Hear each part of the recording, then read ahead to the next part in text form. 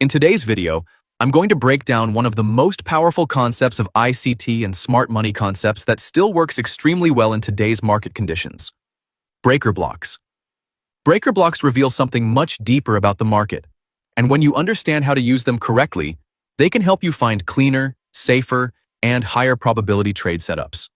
In this video, I'll show you what breaker blocks really are, why they work, what makes them more reliable than many other entry models, and how to identify the high-quality ones that actually deliver A-plus setups. So, let's get started. First, what is a breaker block? A breaker block is an area where an opposing side order block fails to hold, gets violated by price, and later becomes a new reaction zone when the market returns to it. From a smart money perspective, this failure is important because it shows that the original side of the market has lost control. For example, if a bullish order block fails and price breaks below it, that tells us the buying pressure inside that zone was not strong enough to continue pushing price higher. As a result, that same area can now become a bearish breaker block, because traders who bought from that zone may become trapped. Then, when price returns to it, institutions can use that retest to mitigate losses from previous positions while also entering new positions in the new order flow direction. More importantly, a breaker block acts as a key decision point where the market confirms a shift in control. For a valid bullish breaker block, price must first create a swing low, then a swing high, followed by a lower low. After that, we need to see an immediate bullish expansion move that breaks structure and confirms the shift.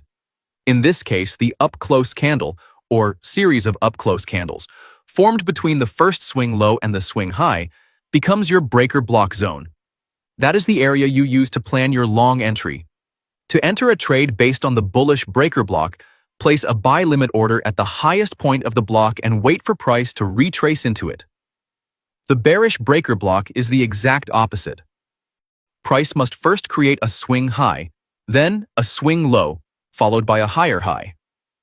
After that, we need to see a strong bearish displacement move that breaks structure and closes below the swing low, confirming the market structure shift.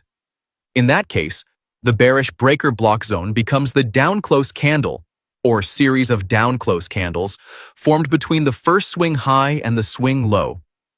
To take advantage of this setup, you can place a sell limit order at the lowest point of the breaker block and wait for price to retrace into it. Your stop loss can be placed a few pips above the zone, or if you want a more conservative approach, you can place your stop loss above the higher high.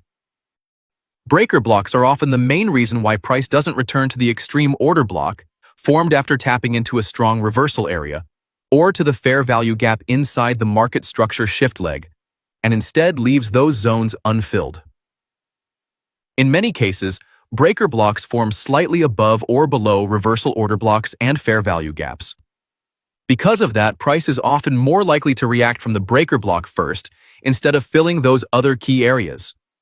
This shows how important breaker blocks are, and how much of an edge they can give you when you include high-quality valid ones in your analysis. Now you might ask, what makes breaker blocks more reliable, and why do they often provide safer and better entries? What makes breaker blocks more reliable is that they are not based on a normal reaction from a zone. They are based on a failed zone, and that failure gives us much stronger information about the market. Because when an order block, mitigation block, fair value gap, or inversion fair value gap forms, traders usually expect the price to react from that area. But with a breaker block, price has already shown us that one side of the market has failed. And that is exactly what makes it powerful. A breaker block tells us several important things at the same time. First, the original order block has failed. Second, traders who entered from that order block are now trapped. This tells us the manipulation has already happened, liquidity has already been taken, and price may now be ready to make the real move. Third, the opposite side has taken control of the order flow, and this usually comes together with a market structure shift. Breaker blocks form alongside a change of character or a market structure shift, which confirms that a reversal is likely taking place. On top of that, a change in the state of delivery, CISD, meaning a close above or below the series of bullish or bearish candles that led into the internal or external liquidity sweep, is another reversal pattern that often appears before price creates a breaker block. That adds even more confluence and makes the setup even stronger. This is why breaker blocks can provide safer and cleaner entries compared to many other entry models. So now, let's look at which breaker blocks are higher quality and what features they must have, especially the ones with the highest probability of success. Now, before we continue, if you're looking for a trusted prop firm with fast and reliable payouts, then you need to check out Funded Next. Funded Next is one of the pioneer prop firms that offers both futures accounts and CFDs all in one place, which gives traders a lot more flexibility. They provide a wide range of challenge accounts starting from $5,000 all the way up to $200,000. They also offer instant funding options, meaning you can start trading without going through a challenge phase. And for the Smart Risk community, you can get an exclusive 7% discount plus a 120% account reward, which is only available through our link. Check out the link in the description. Rule number 1. Higher time frame key area delivery. For a breaker block to be valid and tradable, first and foremost, price must originate from a higher time frame area of interest, such as a higher time frame fair value gap, a supply or demand zone, or after sweeping liquidity from a major swing high or swing low. You cannot take every breaker block that appears randomly in the middle of nowhere. Context is everything. Without higher time frame delivery, breaker blocks can easily act as inducement zones or form during temporary retracements that trap you in seconds. Rule number 2. Breaker blocks created with inefficiency. A breaker block becomes much stronger when it overlaps with a fair value gap and is formed with clear inefficiency. When that happens, price is more likely to react from the breaker block first, which increases the probability of the setup. That overlap makes the breaker block zone much stronger and more reliable, and it is often the reason why price continues its move without returning to the extreme order block or filling the fair value gap. Rule number 3. Price must break and close beyond the breaker block with the candle body. A breaker block is not valid the moment it appears on your chart. It only becomes tradable once price confirms it with a body close beyond the zone. We are not interested in just a wick touching or breaking through it. If price only breaks the breaker block with a wick and the candle body closes back inside the range, that is usually just a liquidity grab or a fake out. In that case, we should treat it as a liquidity sweep, a temporary retracement, or an inducement level, not as a confirmed reversal signal showing a real change in trend. Rule number 4. Breaker block must be unmitigated. For a breaker block to be considered valid and high probability, it must remain unmitigated. That means price must not have returned to the zone yet. It has not touched it, tapped into it, or partially filled it.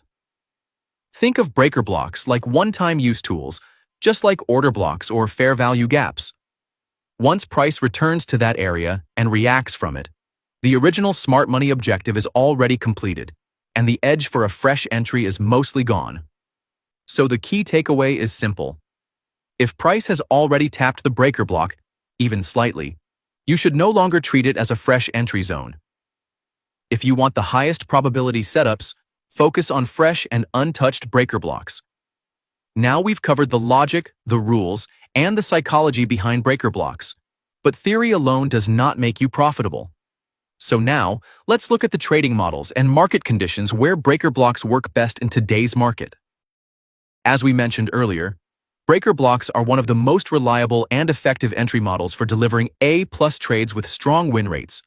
But keep in mind, they do not work well with just any random trading model.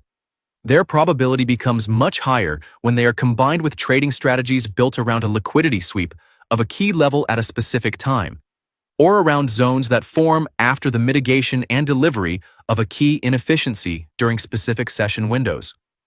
Now let's briefly break down each model. Starting with the liquidity sweep of a key level at a specific time. The first powerful setup appears when price sweeps the liquidity of the previous session's highest or lowest point on the 15-minute time frame at the opening of the current session, and then quickly reverses back inside the previous session's range before expanding strongly in the opposite direction. For example, if you're trading the New York session, you need to wait for New York to open and monitor price closely until it sweeps liquidity above or below the previous session's high or low, and then quickly pushes back inside the London range. From there, you zoom into a lower time frame, such as the 5-minute or 1-minute chart, to track the higher time frame delivery and look for reversal confirmation after the manipulation. This is where your entry model must appear before opening a trade. At this stage, you use the 1-minute or 5-minute chart and look for a valid breaker block to form. In a bearish scenario, for a valid bearish breaker block, price should first create a swing high, then a swing low, followed by a higher high. After that, we need to see an immediate bearish expansion that breaks the structure and confirms the shift. In that case, the down close candle, or series of down close candles, formed between the first swing high and the swing low becomes your breaker block zone. That is the area where we plan our short entry. The next step is to place a sell limit order at the lowest point of that breaker block and wait for the price to retrace into it. The exact opposite logic applies in the bullish scenario. The next effective trading model happens when price sweeps the liquidity of the previous session's high or low right before tapping into an unmitigated 15-minute fair value gap. Then price quickly reverses back inside that session's range and continues moving in the opposite direction. For example, if you're trading the London session, you need to wait for the price to sweep liquidity above or below the Asian range, tap into the 15-minute fair value gap right after the London open, and then quickly reverse back inside the range. Once price sweeps the Asian high, taps into the 15-minute fair value gap, and then quickly returns inside the range, that gives you your first layer of confirmation. From there, you zoom into a lower time frame, such as the 5-minute or 1-minute chart, and wait for a valid breaker block to form. Once that happens, the next step is to look for an opportunity to place your entry and target the nearest key liquidity level. And if you're aiming for a bigger move, you can target the previous session midpoint, or the previous session high or low, depending on the direction of the trade. That's it, traders.